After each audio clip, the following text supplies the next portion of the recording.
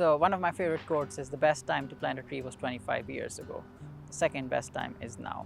And it's interesting because I did say this in an email to my coworkers last week, and I said, well, not right now. It's very cold and the ground is frozen. Don't plant any trees right now, but in spring we'll plant some trees. But the gist is, the best time is to do things now. And if there is an option there is an opportunity there, we should seize the day.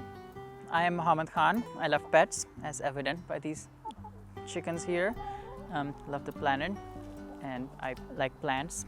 There are none here, but they'll be in spring. And I am really passionate about saving the world one plant at a time. I grew up in Pakistan, and my grandfather was the first influence I had on the gardening side of things. I knew when I was gay, around 18 or 19. It's definitely a challenge, growing up in Pakistan. Islam is very black and white about certain things, and being gay is frankly not an option there. And it's like, okay, maybe, if I try hard enough, I can be straight. And it didn't happen. And then I moved to the US and married my cousin. She asked me one day, it's like, there's something wrong here. And I said, you know what? I can lie to everybody. I can lie to the entire world, but I cannot lie to you. So I came out to her and I said, I'm gay, I'm sorry.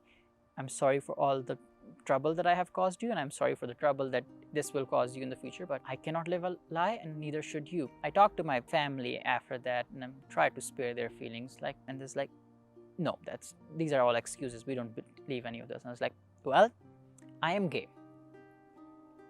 And exactly, there was a moment of silence, like, but we don't believe you. It's like, what do you mean you don't believe me? It's not like it is what it is, right? And I guess it ties back to the volunteering again, it's like, after all the things I have done for you for the past 25 years, after everything I have done, have I not been the best son, cousin, brother you wanted? And you're gonna cherry pick on my sexuality, which frankly is none of your business? And it's like, yep, that's what I'm gonna do. I said, okay, well, I'm not gonna change. I said, well, we are gonna disown you. I said, that's fine. I'm young, I'll find a new life. I don't want to suppress who I am. Come on, keep it good. I don't have anything right now. I'll get you some more later. So volunteering is how I first felt a part of the community. When I first started at University of Colorado Boulder, it was a new place. There were people that I didn't know. And at first I didn't feel a part of the CU community. So one day I went to this organization called Volunteer Resource Center, and I started volunteering with them, and I committed to doing 50 volunteer hours. I definitely am competitive because I finished my 50 hours first before anybody else did.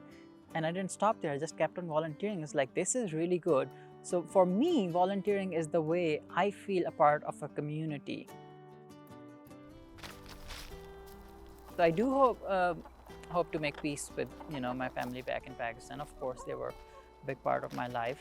They still are in some ways. I think trauma, everybody processes differently.